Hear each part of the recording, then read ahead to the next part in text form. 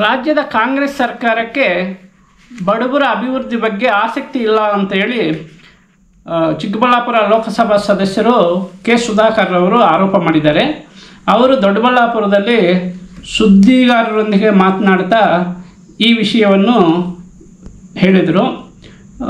ಕೇಂದ್ರ ಸರ್ಕಾರದಿಂದ ಹಲವಾರು ಯೋಜನೆಗಳನ್ನು ತಂದರೂ ಕೂಡ ಉದಾಹರಣೆಗೆ ಅಂಗವಿಕಲರ ಯೋಜನೆಯಲ್ಲಿ ತಂದಿದ್ದೀವಿ. ಸುಮಾರು 1,500 ಜನ ಫಲಾನುಭವಿಗಳನ್ನ ಆಯ್ಕೆ ಮಾಡಿದ್ದೀವಿ. ಅಲ್ಲಿ ರಾಜ್ಯ ಸರ್ಕಾರ ಈ ಕಾರ್ಯಕ್ರಮವನ್ನು ಮಾಡೋದಕ್ಕೆ ಆಸಕ್ತಿ ತೋರಿಸ್ತಾ ಇಲ್ಲ. ಕೇಂದ್ರ ಸರ್ಕಾರದ ಸಂಪೂರ್ಣ ಅನುದಾನದಲ್ಲಿ ಈ ಯೋಜನೆಯನ್ನು ತಂದರೂ ಕೂಡ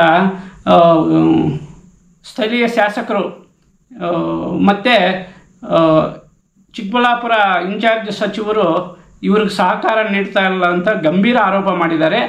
ಈ ಆರೋಪದ ಜೊತೆಯಲ್ಲಿ ಸಚಿವ ಡಾಕ್ಟರ್ MC ಸುಧಾಕರ್ ಅವರ ಬಗ್ಗೆ ದೊಣ್ಣೆ ನಾಯಕ ಎಂಬ ಪದವನ್ನು ಕೂಡ ಬಳಸಿದ್ದಾರೆ.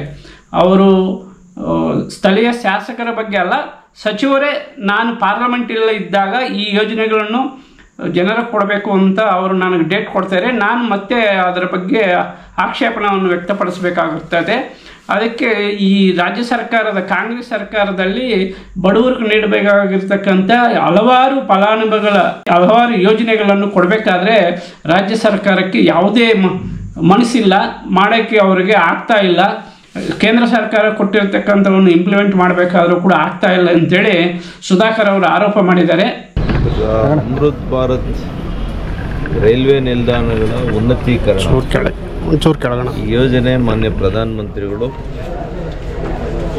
ನಮ್ಮ 78 ವರ್ಷಗಳು 100 ವರ್ಷಗಳಿಗೂ ಹಳೆ ರೈಲ್ವೆ ನಿಲ್ದಾಣಗಳನ್ನು ಉನ್ನತೀಕರಣ ಮಾಡಿ ರೈಲ್ವೆ ಪ್ರಯಾಣವನ್ನು ಮತ್ತು ಸಗಟು ಸಾಗಾಣಿಕೆಗೆ ಭಾಳಷ್ಟು ಉಪಯೋಗಕಾರಿಯಾಗಿರ್ತಕ್ಕಂಥ ರೈಲ್ವೆ ಅದಕ್ಕೆ ವಿಶೇಷ ಒತ್ತನ್ನು ಕೊಟ್ಟಿದ್ದಾರೆ.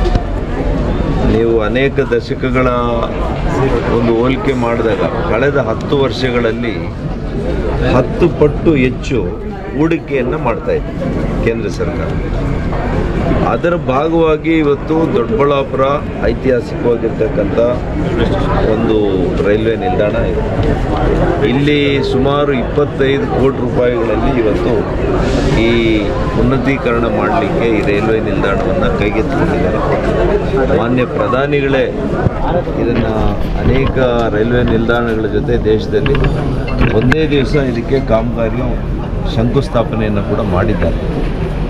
ನಾನು ಮತ್ತು ನಮ್ಮ ಜನಪ್ರಿಯ ಶಾಸಕರು ಮಾನ್ಯ ಧೀರಜ್ ಮುನ್ರಾಜುರವರು ಮತ್ತು ನಮ್ಮೆಲ್ಲ ಅನೇಕ ಹಿರಿಯ ಮುಖಂಡರುಗಳ ಜೊತೆ ಇವತ್ತು ಭೇಟಿಯನ್ನು ಕೊಟ್ಟು ನಗರಸಭಾ ಅಧ್ಯಕ್ಷರು, ಉಪಾಧ್ಯಕ್ಷರು, ಎಲ್ಲ ನಗರಸಭಾ ಸದಸ್ಯರು ಇವತ್ತು ಭೇಟಿಯನ್ನು ಕೊಟ್ಟು ಕಾಮಗಾರಿಯನ್ನು ವೀಕ್ಷಣೆ ಮಾಡಲಿಕ್ಕೆ ಬಂದಿದ್ದೇವೆ.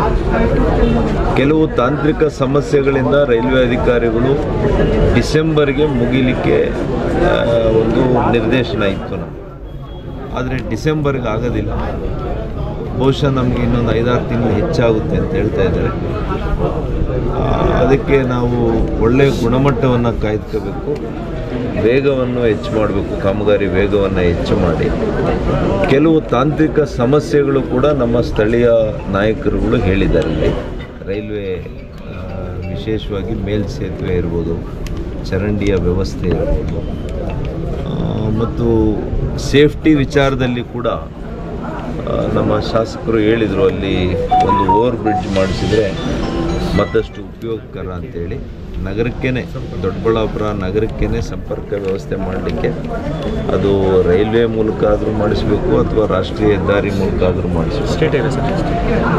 ಅದನ್ನೇ ಅಪ್ಗ್ರೇಡ್ ಮಾಡಿಸಬೇಕಾಗ್ತದೆ. ಹಾಗಾಗಿ ಅದನ್ನು ನಾನು ಅವ್ರ ಜೊತೆ ಮಾತನಾಡಿಕೊಂಡು ಅವರ ಒಂದು ಪತ್ರವನ್ನು ಅವ್ರ ಹತ್ರ ಈಸ್ಕೊಂಡು ಕೇಂದ್ರ ಸರ್ಕಾರದ ಜೊತೆ ಮಾತನಾಡಿ ಆದಷ್ಟು ಕೂಡ ಇವೆಲ್ಲ ಕಾಮಗಾರಿಗಳಿಗೆ ಒತ್ತನ್ನು ಕೊಡುವಂಥ ಕೆಲಸ ನಾವು ಮಾಡ್ತೇವೆ.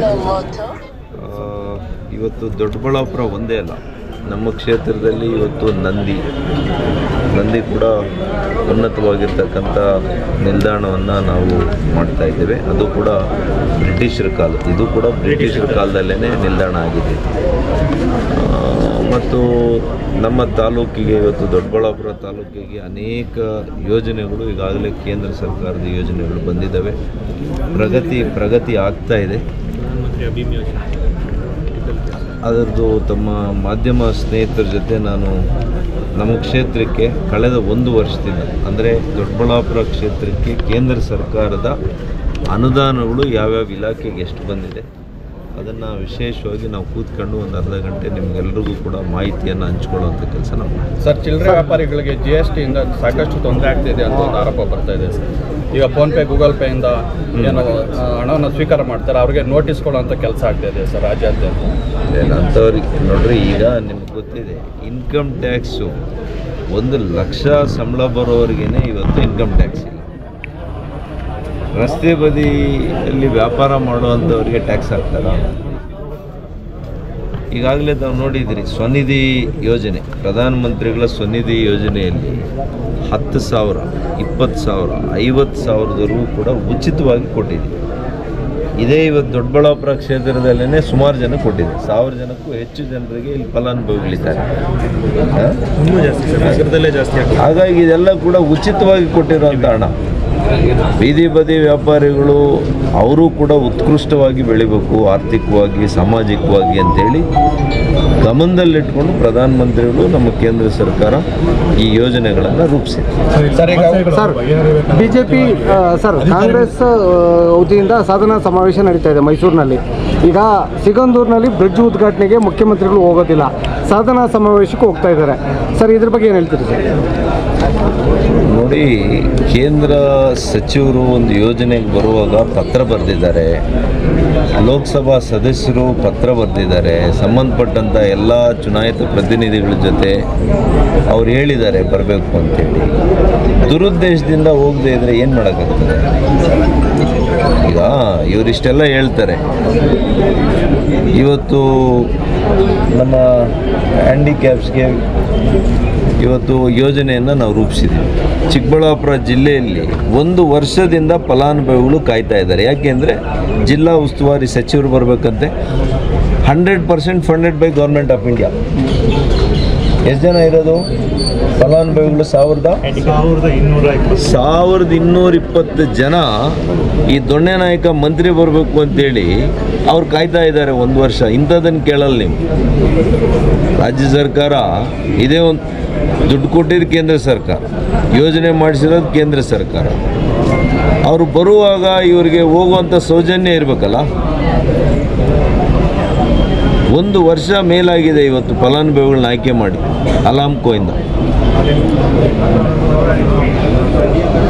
ಮಂತ್ರಿ ಇಲ್ಲ, ಶಾಸಕರಿಲ್ಲ, ಬೇಕು ಅಂತ.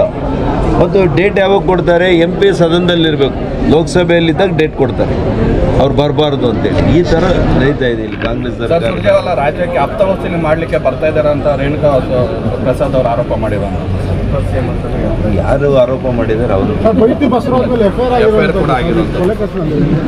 ಇದು ಭಾಳ ಹಳೇ ಕೇಸ್. ಇದು ಬೈರತಿ ಬಸವರಾಜ್ ಅವ್ರಿಗೂ ಇದಕ್ಕೆ ಯಾವುದೂ ಸಂಬಂಧ ಇಲ್ಲ. ಇದು ಅವರು ಸಚಿವರಿದ್ದಾಗೇ ಇದೆಲ್ಲ ಸದನದಲ್ಲಿ ಬಂತು. ನನಗೆ ಸಂಪೂರ್ಣ ವಿಶ್ವಾಸ ಇದೆ ಇಂಥ ಕೃತ್ಯಗಳಲ್ಲಿ ನಮ್ಮ ಬೈರತಿ ಬಸವರಾಜರವರು ಭಾಗಿಯಾಗಿಲ್ಲ ಅನ್ನುವಂಥ ಸಂಪೂರ್ಣ ವಿಶ್ವಾಸ ನನಗಿದೆ.